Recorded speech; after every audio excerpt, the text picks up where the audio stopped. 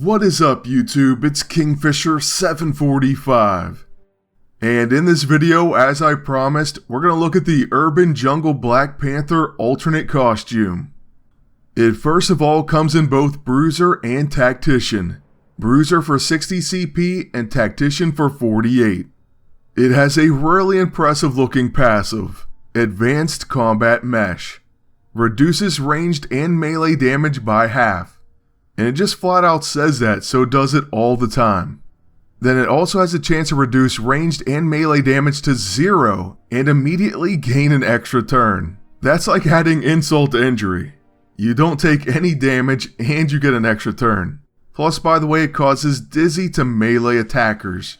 So this looks to be a pretty awesome alternate costume, and we're going to buy them both.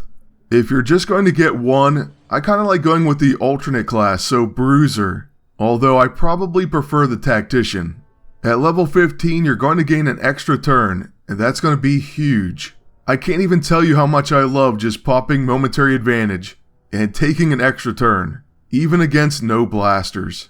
But by the way, the other cool thing about the Tactician is there are blasters in PvP. Because of Fatal Finish and all the Bruisers, blasters are showing up, so keep that in mind as well.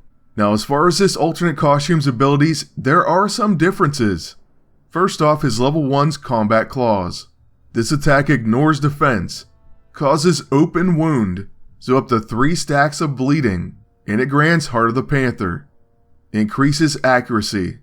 Not only is it a different name from the normal character, which has anti-metal claws, as you can see they also do different things. I do miss that ethereal though, I have to say that. Now for Wakandan Arts, it's the same name and it's actually the same ability. It's going to exploit bleeds, cause impaired, and grant Eye of the Panther. Increases evasion. There's nothing different to see here when you look at his normal version. It's the exact same attack. But hey, if it ain't broke, don't fix it. And the same thing goes for Panther Stance. It's a free action that increases attack and defense, grants Guile the Panther, if you have Eye of the Panther, increasing evasion, and counters when attacked by single target attacks. Then if you have Heart of the Panther, it's transformed into Rage of the Panther, increasing accuracy, and performing follow-up attacks after attacking. Lastly, it removes debuffs. Pretty awesome for a free action. Then when moving on to his level 9, it's also a different name, so Daggers of the Panther. A slashing ranged attack that causes buff blocker, removes beneficial status effects from the target, and prevents new applications. A pretty awesome debuff, but once again we lose Ethereal Strike. Still though, buff blocker is pretty awesome, and now I want to show you his ISO setup. As far as E-ISO and A-ISO, there's a few important things to note. First of all, I really wanted to use Calculated Force, but we went with his own custom for now. The Flashing E-ISO. It's a pretty nice E-ISO, and maybe we'll look at all these in a special video, kinda like with Morbius. But for now, we just want to focus on the ult. Once we get down to his level 6, we were able to use his Rejuvenating A-ISO, but hey, Panther Stance is the same. So no real surprise here, but it does add regeneration to a free action. Then with the Reflexive A-ISO, it says Vibranium Daggers as the action, and it makes that a quick action. Well, you'll be happy to know it also does it with Daggers of the Panther. So there it is, it should be a pretty interesting setup, and I definitely have to see this guy in action. Also, there's Fang of the Panther, and it says attacks are stealthy and apply hobbled. So just to let you know what that does. Now I have to jump in here and say, we searched for opponents for so long. This is probably our 15th try. We kept getting either one agent and one character, low health and low damage, super odd builds. I don't even know, but the practice matches were terrible. This was by far the highest health team that we could find.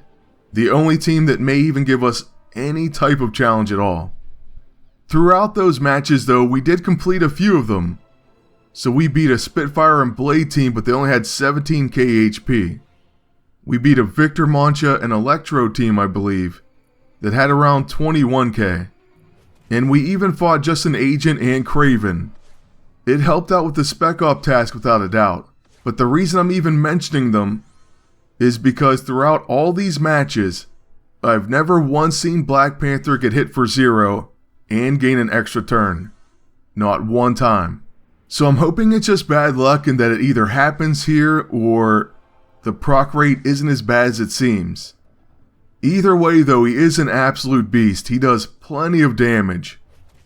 Unfortunately, there are two things working against him. One, the current meta, especially if you go against characters like Null, anyone immune to bleeding. It's just pretty unfortunate. But hey, it happens. The next thing is, it kinda takes him a while to get set up. Don't get me wrong, this build can definitely work, especially at level 15.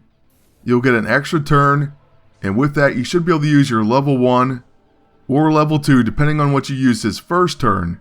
Call in that free action and you're good to go. Oh, and make sure you use his quick action as well. But like I said, it can be tough to get him set up, especially when he gets ruined by Cower. It's unfortunate because he is a monster, especially once you have all those buffs. Now another bad thing about the meta is you do end up getting purged, so he removes all your class benefits. Oh, and it's nice to see it's still dealing damage. But anyways, I thought using him with Blade would be pretty cool, and I haven't used Blade with his new E-ISO yet. I was kind of avoiding it. We will definitely have a video on him, but not with Spitfire. Now I am assuming that Black Panther's taking less damage, but like I said, I've never seen him reduce it to 0 or get an extra turn from it. The only time I've seen him do anything is what he did before, that Vibranium action, where he causes dizzy to a melee attacker. So that kicks in. But like I said, I haven't seen the other part. But enough of that, let's go ahead and throw his daggers. Alright, we're hit by Cower once again. Super frustrating. And with our level 1, we're going to attack Angerer. Well, we do get preemptively countered, and he also dodges the attack. So next we're going to use Combat Claws on Kurth. I do like Open Wound, and the good news is Kurth can be affected by bleeding, so this shouldn't be too bad. Unfortunately, she is going to hit us with Stonebreaker. But hey, Blade joins in and causes more bleed damage. So this is a pretty decent team, I have to admit. Next we're going to use Wakandan Arts, and he'll follow that with Anti-Metal Claws. This time after her retaliation, she is going to die to bleeds. So at this point it's 3-on-1, and Blade should really tear Angerer up. Dead by Dawn will be followed up by his level 1 Bleeding Edge. And by the way, Angerer can be hit with bleeding as well. So not all the worthy are as annoying as Null. For bleeders at least. Okay, well we are coming to the end of this. Angerer's pretty hurt. And we have 3 characters coming up, so he's going to get knocked out, one way or the other. I would prefer to do it with Black Panther though. So with my agent, we're going to use Improbability Field. Then on Black Panther's turn, we're going to use Panther Stance, followed by his quick action. So what I'm saying is we're going all out. Free action, quick action, and regular attacks. This quick action, however, is going to do a ton of damage if it hits. It's actually pretty sick. Following the preemptive counter, we're going to go ahead and throw those daggers, and they unfortunately miss. He also drains our stamina. But hey, we can still use either his level 1 or 2 luckily. So with all of our buffs and that follow-up attack, we'll use Combat Claws. It should definitely deal enough damage easily to knock him out. So here goes the end of the fight. Hey, and he actually follows up with Anti-Metal Claws. So that's pretty interesting. We missed a lot of those attacks, but we only needed to land 1 hit. So there it is, the power of Black Panther and his new ult. A pretty cool looking costume, and you should definitely pick it up if you have the CP.